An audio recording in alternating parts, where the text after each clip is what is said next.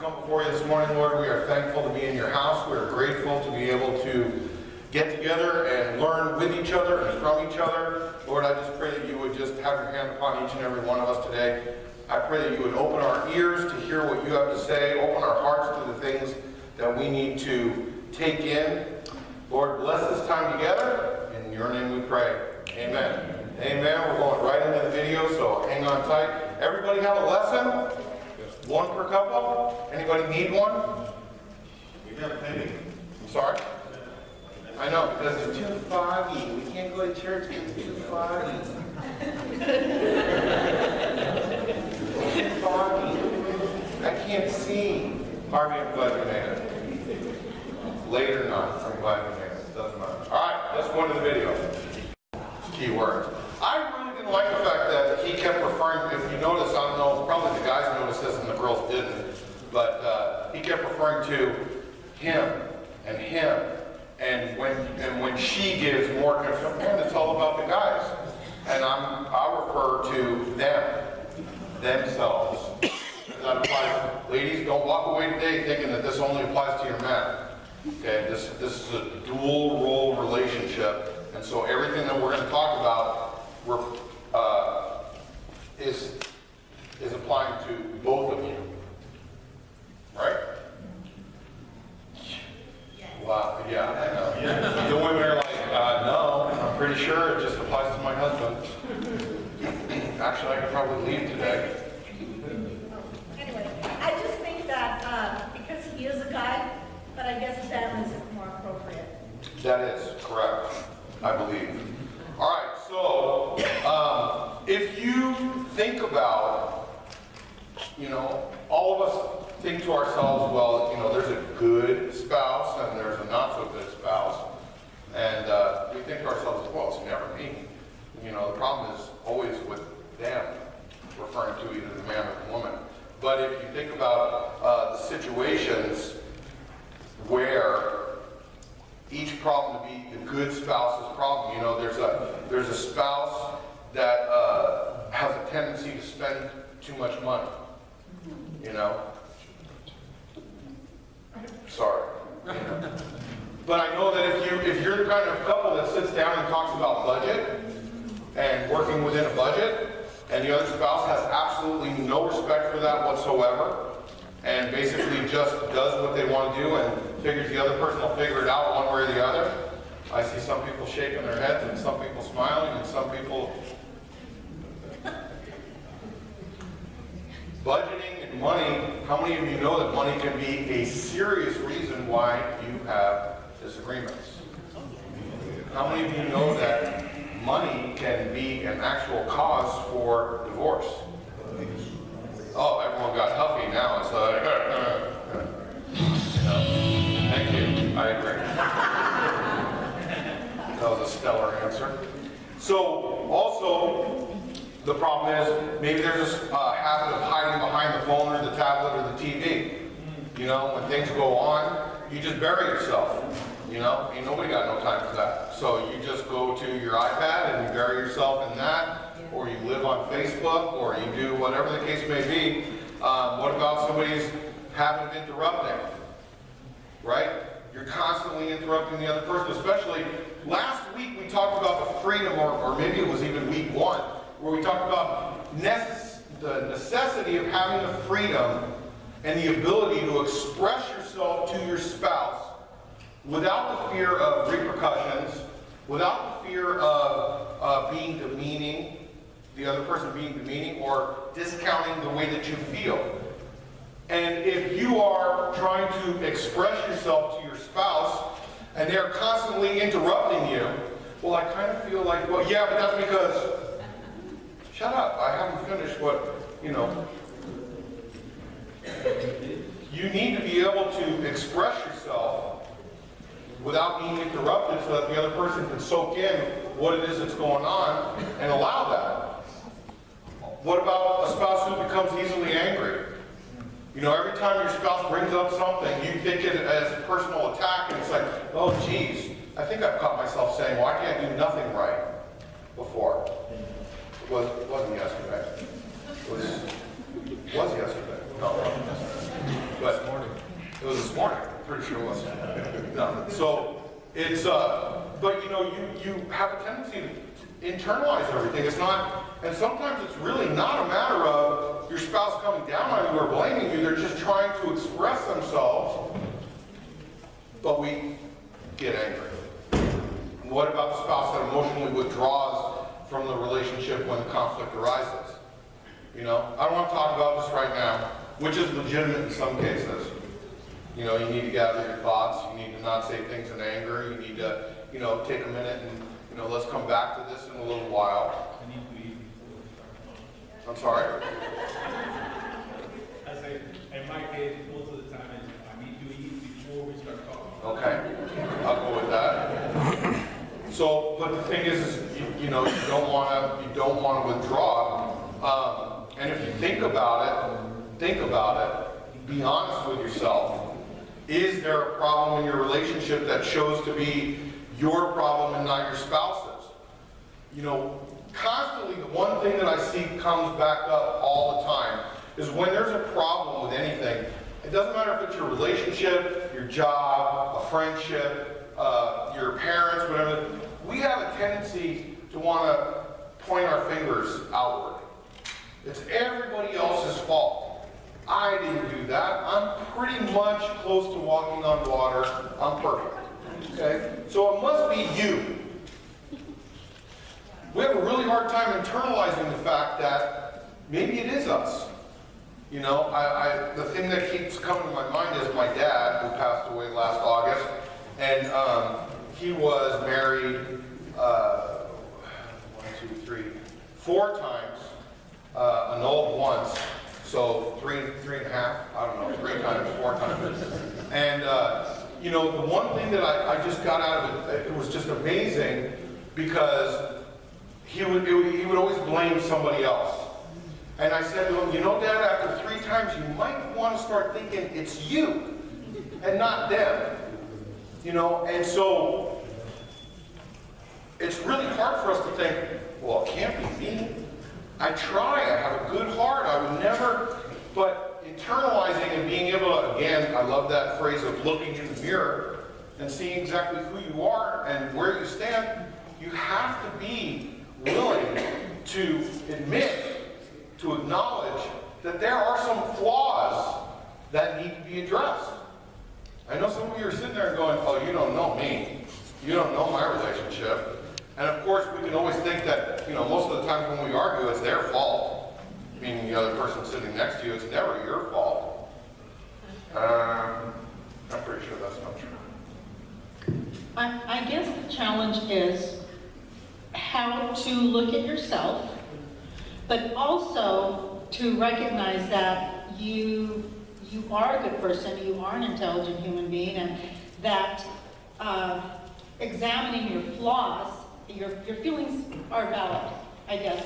That's kind of tricky, because if you're an individual that is married to someone who refuses to take responsibility for what they do, and then they start reflecting on you, it's you, it's you, it's you, it's you, at what point does that person say, is it me? Or is somebody trying to insult my intelligence here and mess with my head? And at that point, I guess, a couple would need deeper counseling. You would have to go and get professional counseling, because there's a deep issue there, and we see it. To where one person has the ability to twist things around, and that person feels like their confidence level of who they are is completely broken down. Or is that person overly sensitive and maybe has issues of control and anger and feels like the world revolves around them, so they feel like their spouse, by bringing something up, everything's taken with the spirit of offense behind it. That's, I guess, it's bringing a person, and I guess that's where God will come in, where he can show you, you know, but that's really, that takes work and prayer. That's true. What doesn't take work in a marriage, right? Right? Yeah. Oh, my dog is out. So let me ask you this. How many of you think, I'm not trying to stir it up so that you leave here and you get in the car and go, why'd you do that? But I'm gonna ask, how many of you think that you have have a spouse that's absolutely stubborn? What do you mean? Well, you should be raising your hand for yourself. You're stubborn. No, wait a minute. No. I'm just too smart and I see some things. I know when I'm trying to work. So the thing is that especially when it comes to expressing yourself, you know, and you bring up your point of view is never right. It's always the other person's like, no, that's not, because they believe that they're right. And they may be right in their mind. And they may be right overall. Yes. Yes, it's yes and yes. But don't negate the fact that the way that your spouse feels about something, right, wrong, or indifferent, that's how they feel. And they need to be able to have that freedom to express themselves.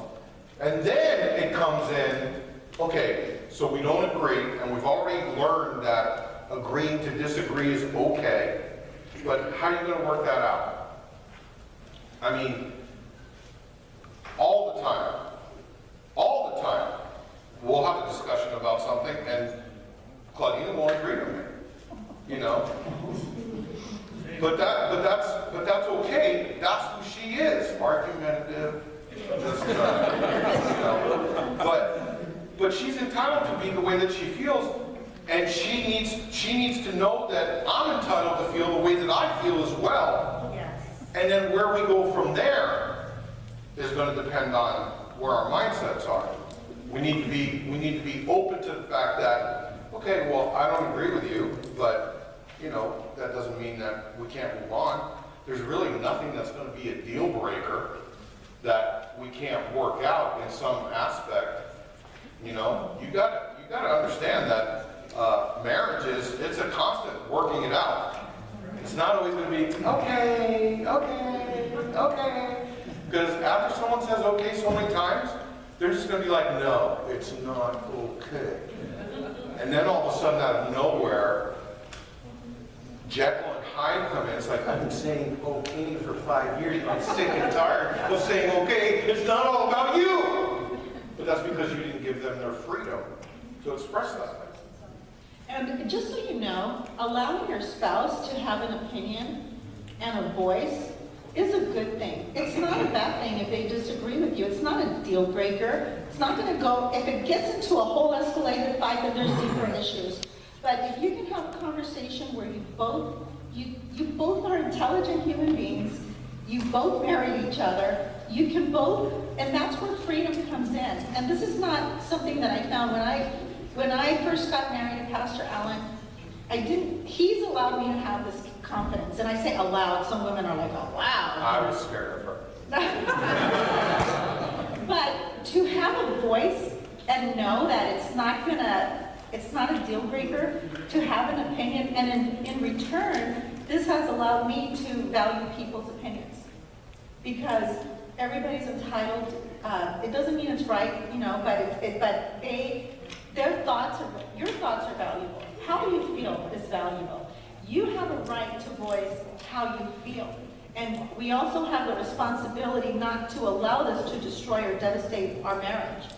So there is a work that comes with that. Lots of wisdom, patience, love. And that's where God comes in and gives us that strength to stand. That's right. So we're going to go into the second part of the video. It's talking about taking ownership of your life. Doesn't that sound good? Yeah. All right. Well, let's see what it has to say. Disappointed because I really look forward to playing God.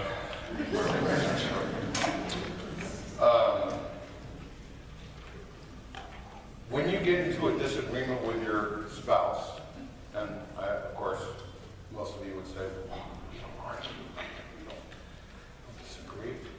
When you do, how many of you can recognize the fact that it's so easy when one spouse gets upset that you basically feel the need that you have to be at the same level emotionally.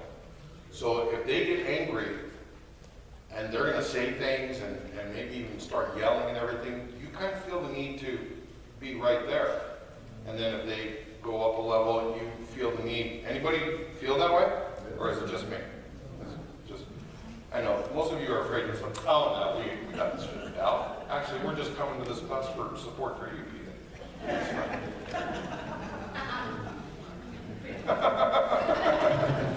Anyway, the reason, how cool is it when one spouse can be the level-headed one?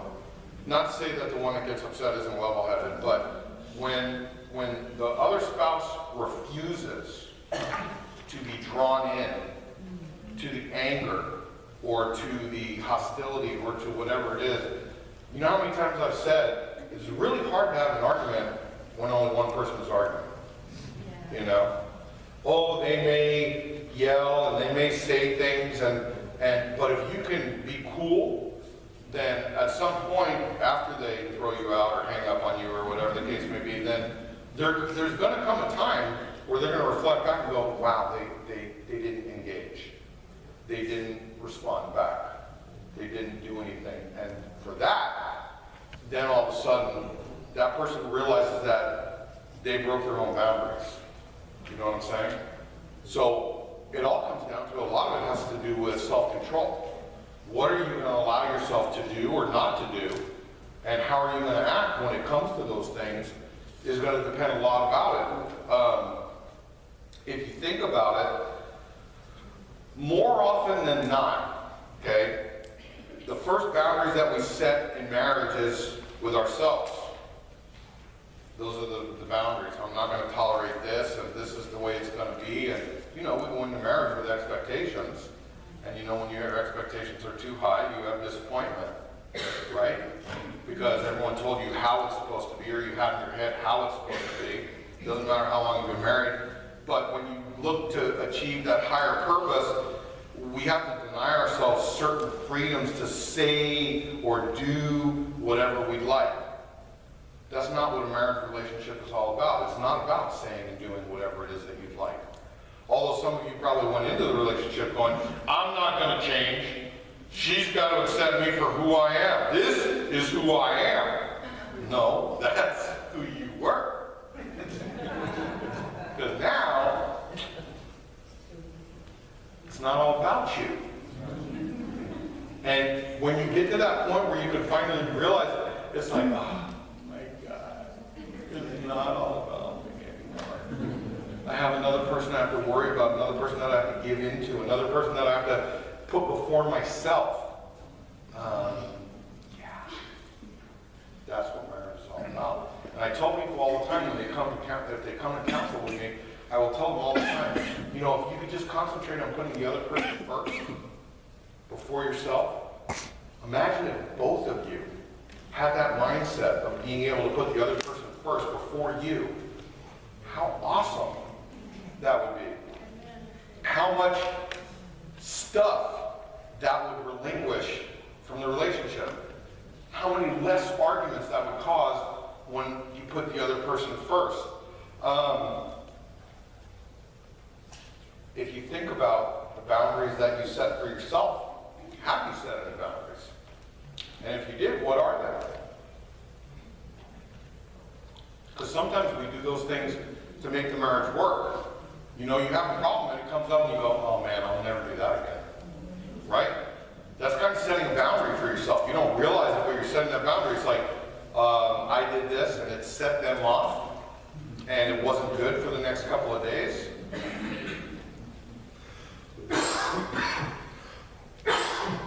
Excuse me. And I just won't do that anymore. You set that boundary.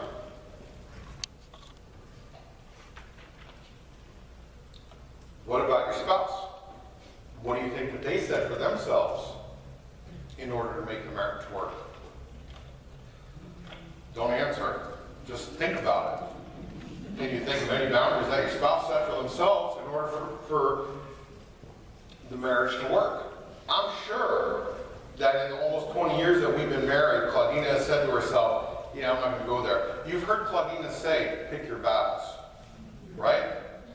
Because not everything's arguable or worth arguing over. But I can promise you that there's things that Claudina gets irritated at that she just decides not to say anything or not to bring up because it's not worth it. So she set that boundary for herself. And I'm sure there's things with me as well. And I'm sure there's things with you as well. The more time that you get to spend with that person and the more you understand what rubs them the wrong way, you really have a tendency not to want to rub them the wrong way. And so what you do to avoid that is a boundary. Are you with me? Although some of you probably look to rub the person the wrong way in certain areas, those that are laughing can relate. But the reality of boundaries in marriage, and this is number one for you on the first page under time for thought, it says the reality of boundaries in marriage is that no matter what the issue is in your marriage, it's your responsibility to take some initiative in solving them. Is that true? Or do you have the attitude that you walk around and it's like, man, it's not my problem, it's their problem. They can't get over that. They can't deal with that. They can't accept that. Yeah, but the more that they don't accept that, they can't deal with it, it's your problem. Right? Because, you know, we joke around and say, well, Mom ain't happy, ain't nobody happy. It's true. It's true. If you got an upset wife, your life is hell. Amen. Yeah, but I'm the man, I'm the head of the house. Yes, but your woman is the neck and she turns the head. What? I want to share something. No. They know everything, Alan. There's nothing hidden. There is a minister that wrote a book called Broken Rib, and God gave her a revelation. There was a situation where there was an affair, and there was a lot of healing that needed to happen. And God gave her a revelation that, like, if you know, we are taken out of your side, we are your rib. How many of you know that if you have a broken rib, you're going to hurt? If your wife is broken, every breath you take will hurt. So, I mean, I'm not trying to scare the guys, but that was a powerful revelation. Because if your wife is whole, and I know it goes both ways, we're not negating the fact, but right now we're talking about this. When we joke around and say, Mama ain't happy and nobody happy, that's how special she is, that God would take her out of your side. And to remind you, every breath you take, if that rib, if you have a broken rib, you will experience the manifestation of that because you're one. So Does that mean we're always gonna have a pain? it just means that you need to be aware that your wife is a gift from the Lord and that you're to nurture her and care for her. And if you have a broken rib, it doesn't heal overnight. Sometimes, you know, it needs time. And I'm talking about extreme circumstances, but that's one of those cases where Mama ain't happy, ain't nobody happy. So, Because she does, you know, I think about in the Jewish religion, when they do Sabbath, I think it's a beautiful illustration. When the wife lights the candles, it's the woman's job to usher in the presence of God while they're doing this. And the husband stands to the side with the children and they observe. So the woman's role in ushering in God's presence and the peace, you know, into the home is very real and very valuable. That's awesome. yeah, that's awesome. No, it is. It is. So guys, when you're at work and you've left the house and things aren't great and you're at work and you get a pain in your side, you know exactly what that is. Victor, you had a comment? Yes, as she was saying, particularly learning how to pick your battle. After being married as long as I've been, I know what makes my wife tick. And sometimes I'll say something and she starts getting excited. In a good way? Not that way. And I see her getting excited, so rather than get one up on her, I'll say, okay, honey, you know, let it be. You know, I'll shut up and walk away. And she knows that means you know, let's put a stop to this. So I don't wanna get into it because it's never good to try to outdo each other because both of you lose. Yeah. You know, so you gotta learn how to visualize the emotions of your partner when you say certain things and back off, because it's not always about, hey, I got this, you know? No, and you need to learn how to duck. Duck and move. So, if you think about, did you ever take initiative to solve a problem that you didn't cause? You know? Of course. Yeah. Because then you go, well, what's wrong? Well, what can I do? No. No, that's terrible. But you want to resolve the problem. So what is it that you can do? You have to take that initiative, and if you do take the initiative, I think that the results that you're going to see are positive, because you can see that your spouse cares, they're taking initiative to help the situation along, and you want to be able to do that. And you think about it, I can tell you that if you take ownership of your life, it's not as easy as it sounds. Taking ownership of our lives is just not that easy. It's a lot easier to blame than it is to take ownership. And it's a lot easier to set boundaries for other people than it is to set boundaries for ourselves. Because we always think that the other person needs the boundaries and needs the limits because they're the ones that are exceeding it. Again, we have that walk on water mentality of, it's not me, it's them. I'm doing everything okay. I tolerate you, right? So, I mean, I'm doing my part, but that's not always the case. And if you think about it, think about your own situation. Think about your own relationship. You know, I love to ask this question, you know, all the time because I want everyone in here that comes here to understand that everyone that's sitting in this room is very similar. The things that we go through in our relationships, we suffer a lot of the same things together. And so many people have this mentality of, oh my God, it's just us. We're really in trouble. I mean, I don't know who does that. Hello, we all do that. You know, I mean, I'm not making, but how many of you got in an argument in the last 48 hours? No? Oh, see? Now all of a sudden, oh, well, they put up their hands. I guess it's okay if I put up mine. Come on. Who got in an argument in the last 48 hours? 2, 3, 4, 5. Claudine wasn't home yesterday, so we were good.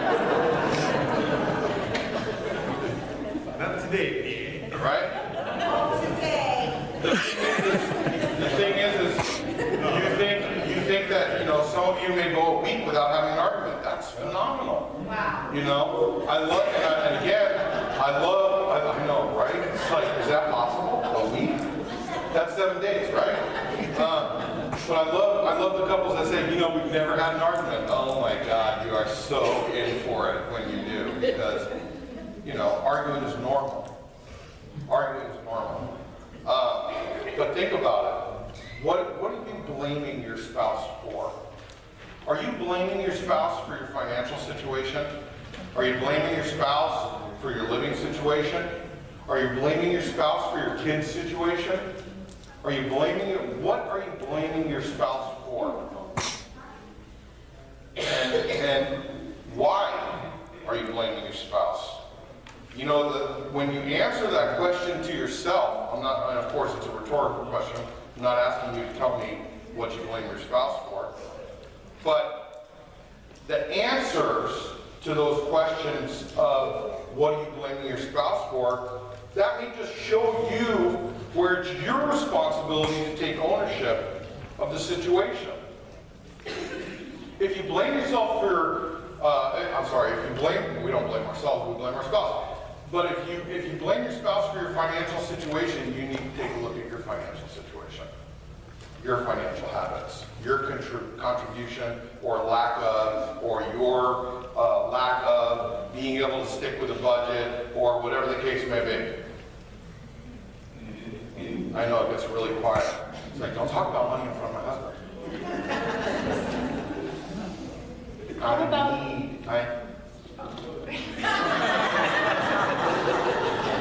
I'm gonna twist this around Of course. really good. Of course you are. How about blaming our spouse for the lack of spirituality in our home and us using that to fight?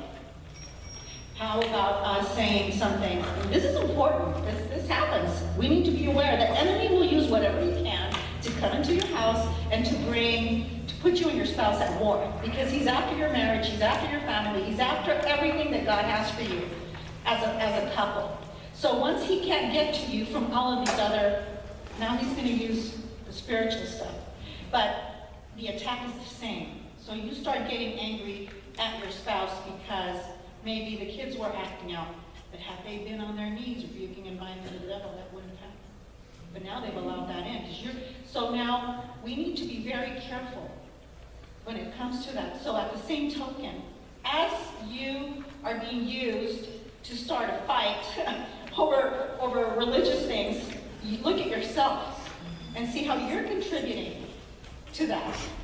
And take responsibility for your walk with the Lord. Take responsibility for you having a good prayer life and for you being that influence in your home that you need to be. Be very careful that, I really believe that he comes in stealth mode and he starts to mess with Christians in that department. Don't allow it. Don't get mad at your spouse for something that, just examine it carefully and pray. That's good. So,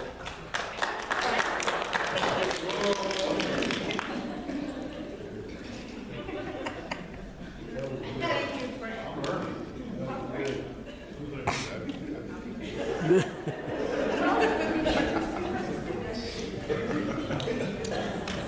okay. Well, we have one more video part to listen to. We're going to listen to that, and then we'll come back and talk about that. This one's sitting on setting limits on yourself.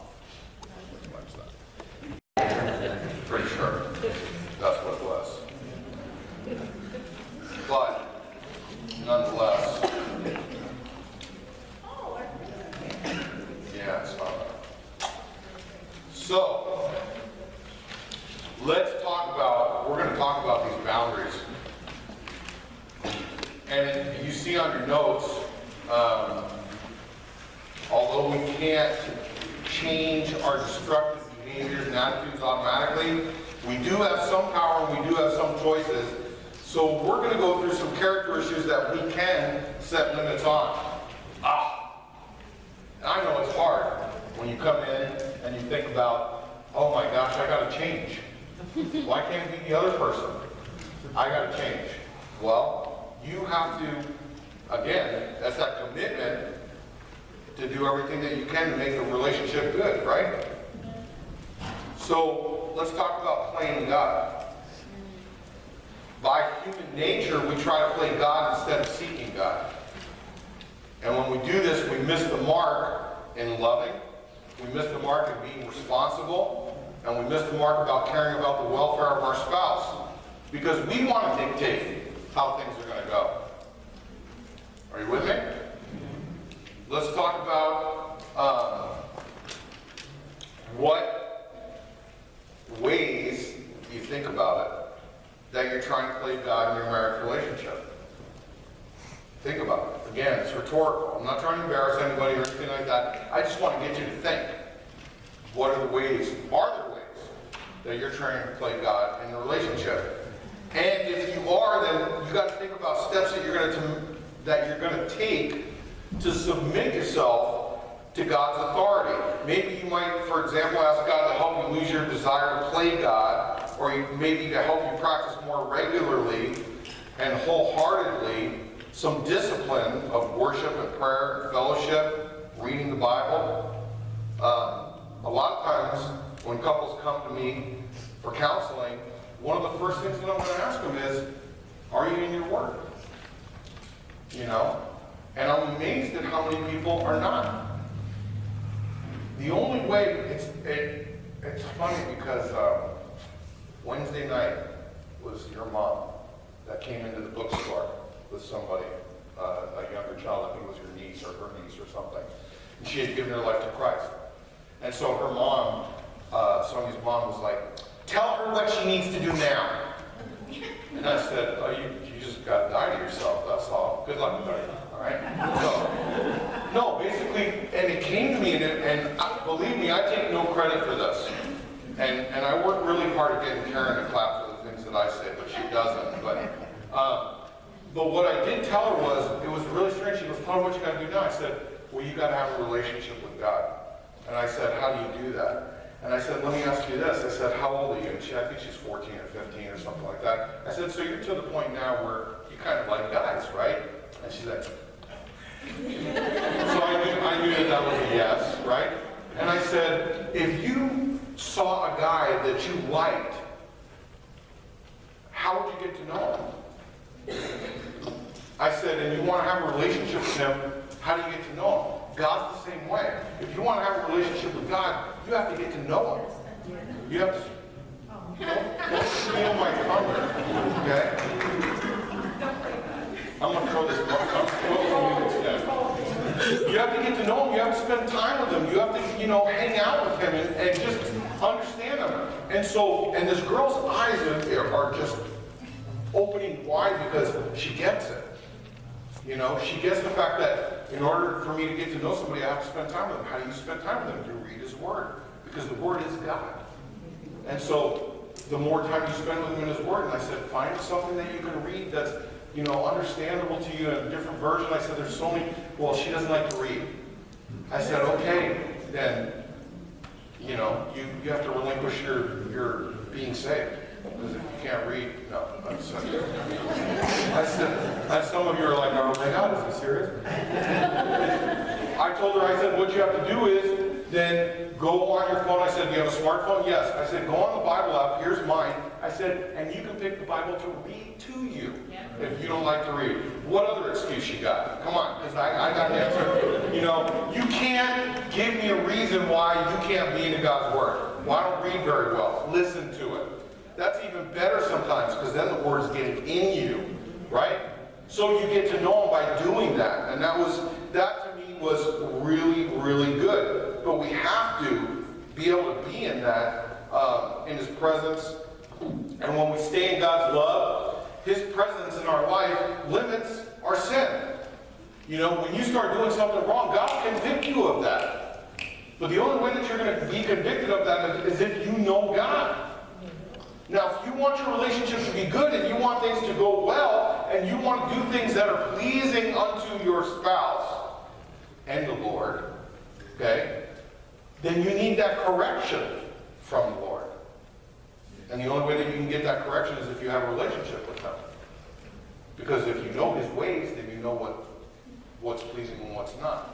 This is so true. I was having a conversation with God about Alan. And I was telling God, yes. So I was telling God something, and I said, He knows this bugs me. Why does He do it? And why does He even let me? And I clearly felt like I heard God talk to my heart and say, well, if the situation keeps coming up, could it be that you have an issue in this department that needs to be dealt with and die? So He put it back on me. Amen. I was trying to blame it on you and tell God on you. And then He put it back on me, and I realized, wait a minute, it's true. There's a little area that is irritated very easily. A little. And and it sounds silly, but just on the way to church for the first time, I realized that, and He said, could it be, if it keeps coming up, could it be that something that you need to put to rest or to death? Hallelujah. And I'm like, could it be? Yes, Anyway, so what that said is, that's where He comes in, and that's where He plays a role. Where your spouse, maybe you can't get to your spouse, or whatever the case may be, God is able because He knows all things. But you have to be open, and you have to have a relationship with Him. That's true. Ozzy, did you get coffee out of the machine? Wow, I went to get some and it was out. But you sat there for 20 minutes to get a cup. No, that's fine. All right. So, by the way, I'm going to order 100-cup coffee maker so that we don't run out of coffee again. But that means you have to keep coming, because if we make 100 cups and there's only 40 people here, I'm going to be upset. Okay? Let's talk about denial. When we don't admit the truth on who we are, we give our spouse no one to connect to. Let's talk about that again. When we don't admit the truth about who we are, we give our spouse no one to connect to. What we deny about ourselves is absent from love. So if you don't want to admit that you have a problem, you're not being very loving toward your spouse. Because we've already established the fact that we're not there yet. Anybody there yet? Oh, I dare you to raise your hand.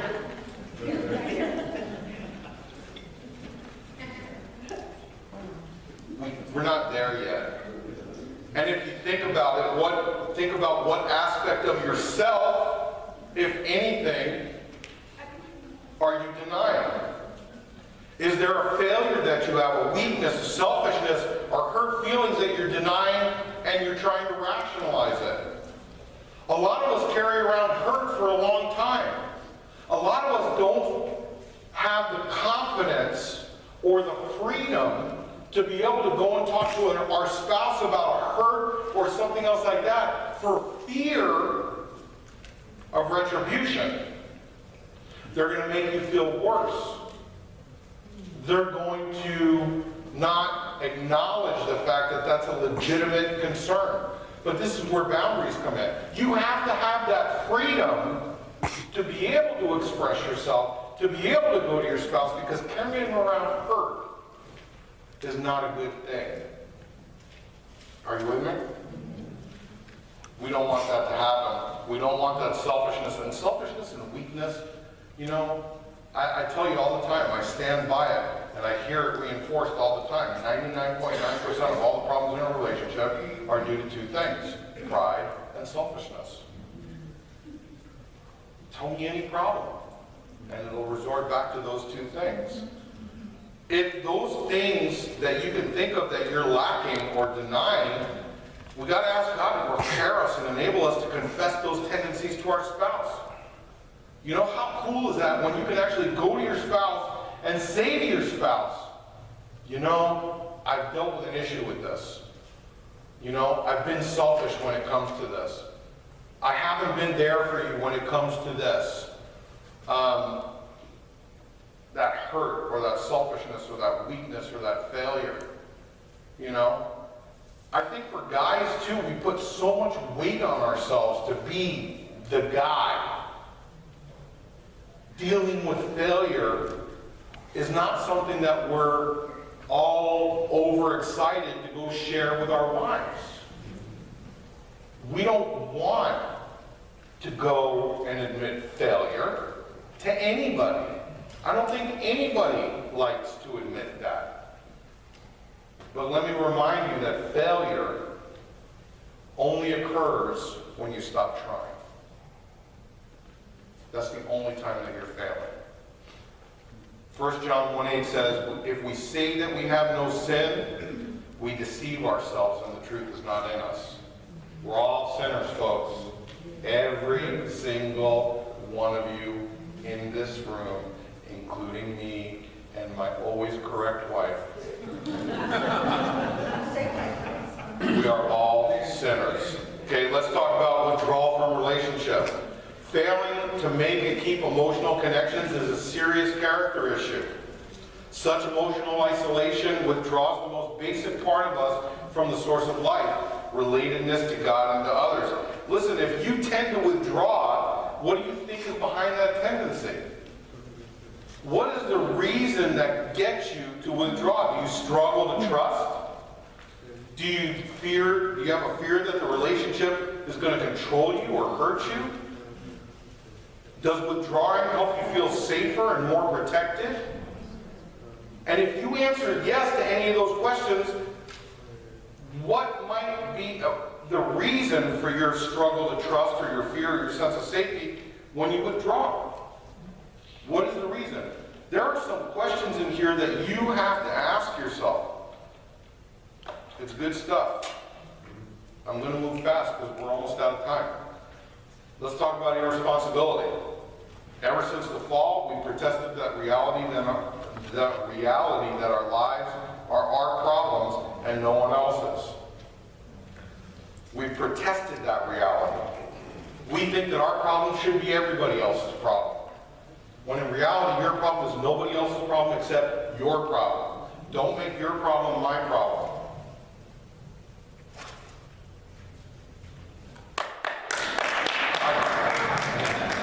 Sorry. I want to share the Adam and Eve story real quick. I'll be real quick. Adam and Eve, I love this because we're talking about the fall.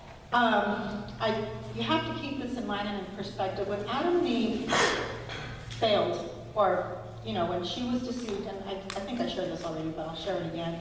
They lost everything. She was deceived and he rebelled. Nonetheless, they, as a couple, decided to pay the consequences together. And I heard a preacher say this, so I'll take credit for this revelation. He said they lost everything, the garden, the anointing, everything. However, they walked out together. Husband and wife, hand in hand. He didn't say, well, I'm done with you and I'm going to go my way. They could have done that. They walked out together.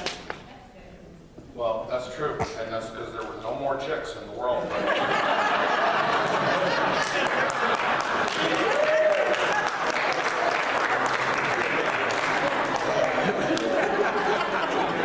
He had to make it work. That was the only thing he had going for him.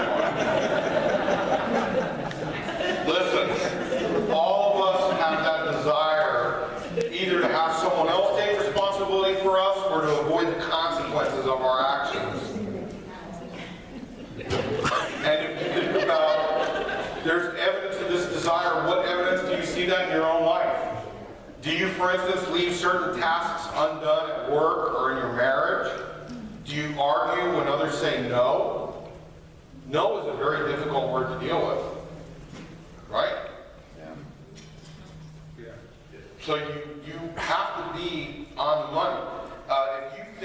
If you don't think you have a problem here, when will you ask your spouse in the off chance that you may? It's always good to ask your spouse, what do you see? Because usually you want them to be honest, right? And of course that gives them a little bit of satisfaction of, well, I'm going to just let you have it right here and tell you. But that's not really what it's all about. How about self-centeredness? Being self-centered. Nothing is more natural than to think more of our own situation than another's. Thinking that the sun rises and sets only on us is one of the most destructive marriage-busting character issues. Marriage cannot be successfully navigated without our giving more of ourselves than we are comfortable giving. It's not that way. If you think about it, in your marriage relationship, maybe you're trying to live as a single person in your marriage. Thinking that you don't have to answer to anybody.